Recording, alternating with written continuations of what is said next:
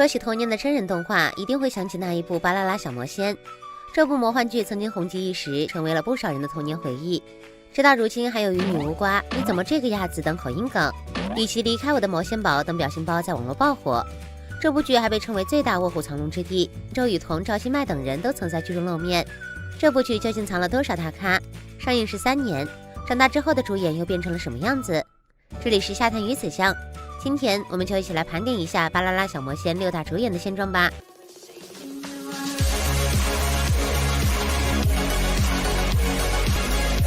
2008年播出的《巴啦啦小魔仙》讲述了魔仙堡与人界之间的奇幻故事。魔仙堡是一个神奇的魔法世界，由魔仙女王统领，只有魔仙才能学习魔法，而且要运用所学魔法来帮助别人。当时的几位小魔仙成为了许多观众的偶像。由孙乔璐饰演的主人公林美琪，在剧中是一个天真直率、乐观开朗的女孩。她是人类世界的小魔仙，武器是魔仙树敌。虽然她有时粗心大意、无理取闹，但仍旧是一个热心助人的好魔仙。观众都是通过这一角色认识了孙乔璐。但其实童星出道的她起点十分高，5岁时就迎来了第一次登台表演，10岁获得了东方少年形象大使称号。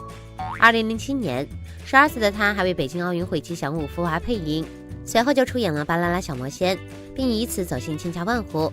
这对童星来说是极高的荣誉与起点，但她没有继续沉浸在演艺圈里，而是忙碌于自己的学业。2013年，孙乔璐备战艺考的时候，已经长成了亭亭玉立的女生。但备战艺考太过辛苦，当时的她每天只睡5个小时，瘦到只有78斤。随后她又离开舒适区，一个人去往陌生的纽约学习导演专业。但常年为了维持身材而不得不吃减肥药的她，身体已经垮了。留学之后更是患上了抑郁症，甚至有自杀的倾向。好在最后还是挺了过来。之后的她决定不再进入娱乐圈，而是选择签约公司做一名网红。后来她成为了时尚博主，常常分享自己的日常生活，深受大家喜欢。爱生活又活泼的她，在各个平台都拥有100万粉丝。可就在2021年伊始的时候，孙乔璐的妈妈满怀心痛写下长文，确认了女儿因为心梗离世的消息。她出生于1995年，今年才25岁，本应该是充满希望的新年新起点，却发生了这样的意外，让无数网友悲痛。面对网上对孙乔璐死因的种种猜测，孙乔璐妈妈也表示，我在这里恳求大家不要做过多的揣测和评价。网友也非常难过与惋惜，纷纷评论，她是回到魔仙堡继续去做小魔仙了。13年说短不短，说长不长，却改变了剧中很多演员的人生。黄安怡在剧中饰演沉着冷静、学习成绩优异的主人公林美雪，她也是人类世界的小魔仙，武器是魔仙竖琴。和孙乔璐一样，她也并没有选择在娱乐圈发展。11岁扮演小魔仙大火后，她如同往常一样继续上学。14岁的她更是远赴加拿大留学，彻底抛开了演艺这条路。虽然在我们的童年回忆中，美雪是瘦瘦小小的身子，因为近视还戴着眼镜。总的来说，她的外表并不出众。而现在的美雪非常漂亮，气质知性甜美，身高达到了170，五官也愈发精致，褪去了当年的稚气。她晒出的近照又高又美，可谓是女大18变，别人从以前那个眼镜妹变成了美女学霸。除了颜值之外，美雪除了在剧中成绩优异，现实中的她也是一个学霸，曾经就读于多伦多大学。毕业回国后也没有想着回娱乐圈继续发展，而是直接入职一家企业。我们也希望美雪有个平安璀璨的未来。廖景轩饰演的小兰是魔仙堡的守护魔仙，奉魔仙女王之命来人类世界将功补过，寻找丢失的魔仙彩石。来到人间界的她酷爱零食，与美琪美雪亦师亦友。当时的廖景轩参加了寻找紫菱模特大赛，收获亚军。出道之后，她的演艺事业不温不火，而那场模特比赛的冠军就是如今大红的张嘉倪。当时廖景轩没有和别的女性一样去演青春偶像剧，而是选择了大家都不看好的《巴啦啦小魔仙》。在《巴啦啦小魔仙》爆红的同时，廖景轩也成为观众青春记忆的一部分。后来这些年，廖景轩一直在相似的角色中转换，也让观众产生了视觉疲劳。如今廖景轩的身份已经从演员转型成了导演和制片人。之前他还自编自导了一部奇幻仙踪，不过作品存在一些争议，因为这部剧在没有授权的情况下，引用了许多经典情节与造型。不过廖景轩也在社交平台为自己喊冤。袁奇峰在《巴啦啦小魔仙》里演的是游乐王子，是剧中为数不多的男性主演。他是魔仙堡的王子，武器是魔动枪。表面冷酷的他，实际上却很有正义感，也有一些傲娇。最开始游乐王子大火时，他却因为和经纪人的合作问题处于退圈边缘。曾经着手做生意的她，还一度被合伙人朋友坑得一无所有。好在之后的她重振旗鼓，不仅开了演艺培训学校，还有家美容院。然而连她自己也没想到的是，前2年还能因为《巴啦啦小魔仙》里不标准的普通话突然登上热搜，与女无瓜你怎么这个样子，要你瓜等口音梗火爆网络。之后她也借此热度开始直播带货，但她在疫情期间大力宣传自己的茶包有免疫效果，并进行售卖。这种发国难财的行为被许多网友鄙夷，遭到了无数指责谩骂。周娇饰演的黑魔仙小月是心术不正的黑魔仙，她嫉妒小兰，对魔仙女王怀恨在心，偷练黑魔法。作为剧中最大的反派，令人印象深刻。而印象深刻的最大原因就是她在剧中的潮流造型：紫色口红、紫色眼影、紫色连裤袜，不仅全身紫色，就连头发也十分雷人。这个造型虽然当时看的时候觉得非常酷，但如今想起来真是太魔性了。周娇在出演《巴啦啦小魔仙》之后，一直处于不温不火的状态，很少见到她亮相。但是她如今的生活过得非常自由自在，有时候去旅游，有时候画画，平时也会在社交平台上分享一些趣事。不得不说，周娇算是最为低调的一位了。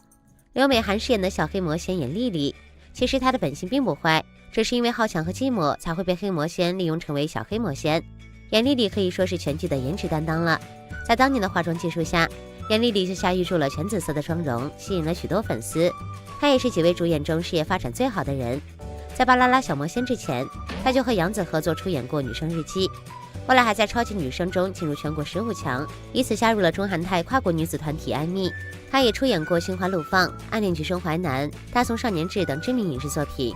刘美涵塑造过很多不同的形象，文静懵懂的女学生，热情奔放的小太妹，古灵精怪的小女孩。她能将每一个角色的神韵拿捏得十分恰当。2005年出道的她，至今已有16年的戏龄，称之为老戏骨也不为过。如今的她在娱乐圈也算是小有名气，只是始终没能大红大紫。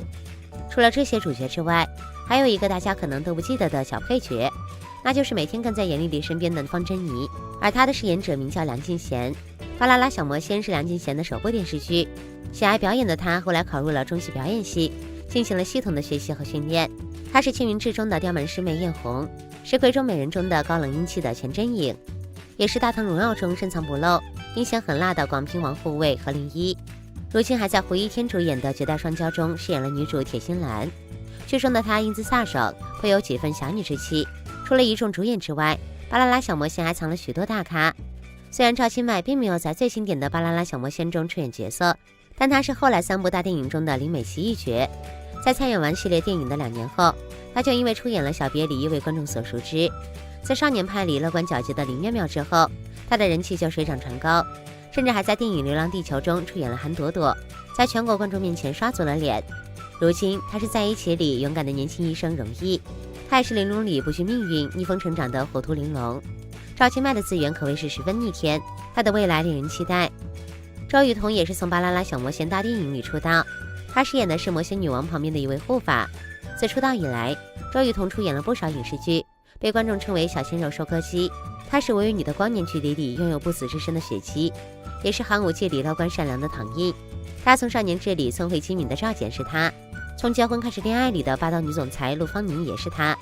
在人气不断上升的同时，周雨彤也让观众认证了她的演技。作为陪伴我们度过童年的这些演员，我们也不得不感叹，小时候陪伴我们的小演员们，如今都已经长大了。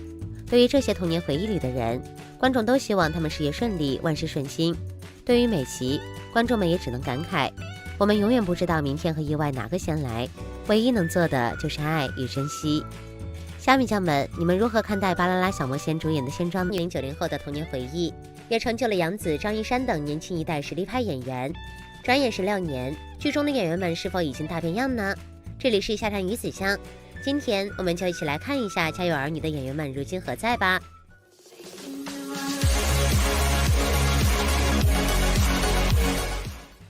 《家有儿女》中的妈妈刘梅由喜剧大咖宋丹丹饰演。剧中的刘梅爱家爱孩子，有时有点急躁，有时有些唠叨，但最终还是一个刀子嘴豆腐心、容易心软的好家长。而宋丹丹将爱孩子的刘梅演绎得活灵活现。宋丹丹在演艺圈享誉无数。1981年，24岁的她已经成了人艺的台柱子。那时的宋丹丹让主持人马东都连连感叹迪士尼在逃公主。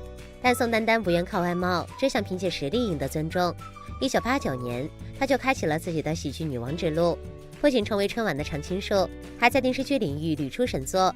但随着年岁渐增，宋丹丹也逐渐减少了创作，而是偶尔参加综艺，回归生活，让观众看到喜剧女王背后真实又拼搏的她。直到2020年春晚，宋丹丹接受采访时说道：“今年就是跟观众说一声再见。”如今即将年满60岁的宋丹丹已经宣布了退休。16年前，高亚麟完美塑造了阳光奶爸夏东海这一形象。剧中的夏东海对孩子教导有方，很少发脾气，虽然不太擅长做家务，但他为人幽默风趣，是一个标准的好丈夫、好爸爸。但谁能想到，高亚麟以前扮演的角色竟全是反派呢？《乱世英雄吕不韦》中，他扮演的嫪毐一角，形象甚是狠毒。是《家有儿女》之后，高亚麟才甩开了反派标签。但除了演员，高亚麟还有着导演、制片人、投资人等身份。他曾执导了多达10部电视作品。2006年，高亚麟与新人女演员石伟因戏生情，两人很快步入结婚殿堂。在妻子的支持下，高亚麟的事业越来越好。直到2017年，他先后投资了《人民的名义》以及《战狼2》2部现象级作品，并在年初的电影《送你一朵小红花》中展现了动人的演技。如今48岁的高亚麟，事业与家庭双丰收，日子过得十分幸福。所有观众都对刘姓的亲爸胡一统有着深刻印象。剧中的胡一统是一个好面子而又不靠谱的人，可现实里的演员马书良却是一位值得尊敬的国家一级演员。身为国家话剧院演员的他，曾斩获中国话剧最高奖金狮奖。他还曾在2001年凭借话剧《李莎三世》受邀赴德演出，在异国他乡展示中国话剧风采。家有儿女之后，他每年都会参演多部影视作品。如今，直到他参演的情景喜剧《一宅家族》播出，观众这才发现，刘星的爸爸两鬓已经斑白，但61岁的他依然是那个可爱的老顽童，更是一个低调的好演员。除了以上老戏骨，家有儿女更是为演艺圈培养了一大批小童星。我叫夏雪，我叫夏雨，我叫夏冰雹。夏家的3位小朋友是剧中最受瞩目的存在，刘星这个角色更是剧中最浓墨重彩的一笔。他是家中活宝，调皮捣蛋，也是大多数麻烦的制造者，但他的本性却也真实善良，重情重义。张一山将这个可爱的角色饰演得活灵活现。家有儿女一经播出，他就成为了国内顶级童星。2010年，张一山考入北电，安安静静地磨练自己的演技。直到2016年，张一山在《余罪》里化身外表痞里痞气、内心重情义的卧底警察，一个人用演技撑起了一整部剧，也一举撕下了童星标签，成为一线男演员。随后几年，从《七个我》到《春风十里不如你》，张一山不断用实力证明自己。直到新版《鹿鼎记》的播出，张一山饰演的韦小宝反应不佳，演技浮夸、用力过猛等评价一时间向他扑来。但成名16年来，张一山早已看淡，也极其清醒。千万不要把我当成特好的演员，因为我也有演不好的时候。如今29岁的张一山仍在前行，也相信他会再一次为我们带来精彩的作品。夏雪是家里的姐姐，她成绩优秀，性格独立，但有时也会有点娇气和好奇。那时年仅12岁的杨紫将这个角色演绎得深入人心，但在家有儿女之后，她的演艺道路却走得异常艰难。大家都认识她，她却没有戏拍。宋丹丹劝她：“闺女，咱长得不够漂亮，不如好好学习，将来谋份好工作。”杨紫一度成了最有名也最落寞的童星。好在2010年，杨紫与张一山同时考入北电，即使是最失意的时刻，两人也并肩走过。直到2012年，电视剧《战长沙》因为临时空缺找上了杨紫，她也把天真烂漫的胡香香演活了。该剧至今评分9.1分。随后几年，杨紫一年一个脚印的稳步提升。2016年，她出演《欢乐颂》4美之一邱莹莹。《欢乐颂》播出后，在全民首次邱莹莹之余，杨紫的演技再一次赢得了认可。此后，杨紫逐渐凭借《香蜜》以及《亲爱的热爱的》等剧，一举跃升为女演员里的收视保证。从童星到演员，杨紫走过了16年。如今的她已经是圈内有口皆碑的好演员。看过《家有儿女》的观众都知道，其实剧组不止一个小雪。从第3部开始，杨紫因学业问题退出剧组。此时就是比杨紫大5岁的宁丹琳接过这个角色。宁丹琳曾在美国多次接拍广告，还曾是中韩女团 The Color 的成员。但前2部的小雪太过深入人心，宁丹琳没能借此爆火。随后几年，她参演的电视剧也均没有激起水花。如今34岁的她已经蜕变成了成熟优雅的样子。最近的一部作品则是和蒋欣主演的《向阳而生》，她是剧中的神仙闺蜜艾米。夏雨是继刘星之后潜在的麻烦制造者，虽然贪吃贪玩，但也善良纯真，人气颇高。但饰演者尤浩然却是姐弟三人中星途最坎坷的一位。事实上，尤浩然创造的经典远不止这一个。早年曾火遍央视的妈妈洗脚公益广告中，那个体贴母亲的小男孩就是年仅3岁的尤浩然。此外，他还是大热剧《大宅门》中的养子李天翼。首次出演电视剧就和张艺谋、陈凯歌这样的大导演合作，他的起点其实是姐弟三人中最高的。然而在《家有儿女》之后，尤浩然并没有出演过更好的作品。进入青春期后，发育阶段的他身材一度发福，这直接影响到了他的演艺事业。但最打击他的还是2度落榜北电，直到第3年他才如愿以偿。如今25岁的尤浩然仍在演艺圈坚持着，也希望他能够有机会给观众带来优秀的作品。相信所有观众都不会忘记刘星的2位死党键盘和鼠标。参演《家有儿女》后，上官森以键盘的形象走入大众视野。虽然热度不如3位主角，但他仍然坚持演戏的梦想。2009年，他凭借电影《纨绔青春》获得北京大学生电影节最佳新人奖。此后，他也不断在《我的3个母亲》《怒晴湘西》等剧中崭露头角。不过，盛冠森还是个说唱歌手，年初他还出过一首单曲《戏子实况》。值得一提的是，2016年，盛冠森就与女友领证结婚了。他也是《家有儿女》小演员中最早传出喜讯的一个。如今的他也一直在为梦想和家庭不断奋斗。张艺文在剧中饰演鼠标，11岁的他扮演的鼠标尽管只是配角，但胖嘟嘟的形象让人印象深刻。不过随后的他并没有太多出彩的作品，直到2012年考入北电管理系之后，张艺文开启了导演生涯。他曾开拍多部微电影、纪录片作品，十分优秀且上镜。最近几年，他也开始活跃在荧幕之上。《觉醒年代》里5四运动学生领袖之一的傅斯年就是张艺文扮演的。此外，2020年，张艺文已经与女友完婚。如今的鼠标在爱情与事业的道路上不停前进着。其实《家有儿女》中还有很多让人惊喜的面孔，比如夏雪的冒牌男友狂野男孩。这个角色的扮演者是14岁的马可。虽然后来几年他不断出演电视剧，但一直不温不火。直到2014年，马可凭借《花千骨》中的杀阡陌一角走红，观众才忽然发现，原来小雪的狂野男孩竟然就是沙姐姐。随后马可不断作为男主角为观众带来作品，但质量与口碑却并不如意。不过2016年，马可被拍到与演员王丹妮的恋情，他也大方承认恋爱，并接连公布了结婚生子的喜讯。如今的马可家庭生活幸福，事业也未来可期。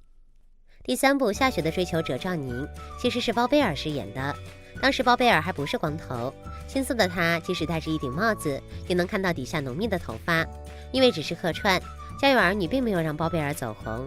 经历数年的龙套生涯后，包贝尔才在赵薇导演的《致青春》中为人熟知。随后，《宫锁沉香》中的苏培盛又让他进一步走入了观众视野。这几年的包贝尔在电视剧、电影、综艺3个方面不断努力，甚至还执导了电影《阳光姐妹淘》。虽然也经历了伴娘们、烂片等争议，但他仍然在不断拓宽自己的边界，希望包贝尔能在未来带来更好的作品。刘星的富二代同学钱壮壮则是牛俊峰客串的，那个时候他还一脸稚嫩，没有褪去婴儿肥，如今却出落得棱角分明，帅气无比。从你是我的兄弟到战长沙，再到半路父子，牛俊峰一步一步踏实地磨练着演技，也成功完成了从童星到青年演员的过渡。近年来，牛俊峰的佳作不断，旋风11人、微微一笑很倾城、楚乔传，他能够塑造众多不同类型的角色。直到综艺《演员请就位》中，陈凯歌不惜为他打破规则，并夸赞他为前途无量的好演员。牛俊峰16年来一直在成长，一直在沉淀。谁能想到毛晓彤也在剧中客串过一位路人甲呢？跟当时青涩的他相比，如今的毛晓彤已经成为了颜值与实力并存的人气小花。虽然自幼被生父抛弃，又在29岁时遭前任背叛，但她仍旧活出了自己的女王范。从微微一笑到锦绣未央，再到30而已，一向稳扎稳打的她，事业一直在稳定进步。善良天真的钟小琴一角又让她的人气暴涨。毛晓彤在走过满是荆棘的路途之后，终于迎来了属于她的春天。从2005年到2007年，《家有儿女》4部曲连番上映。正如那句话，你的童年，我的童年，好像都一样。所有90后的童年都有着这群演员的身影。虽然演员们已不复往昔模样，但他们饰演的角色会一直陪伴着我们。每年1度的热搜，也会让我们带着记忆穿越过去，不断体味童年的美好。虾米酱们，你们最喜欢《家有儿女》中的哪个角色呢？你们如何看待这些演员的现状呢？在评论区留言你的想法。关注点赞我，这样子为你带来更多有趣盘点。我们下期再见吧。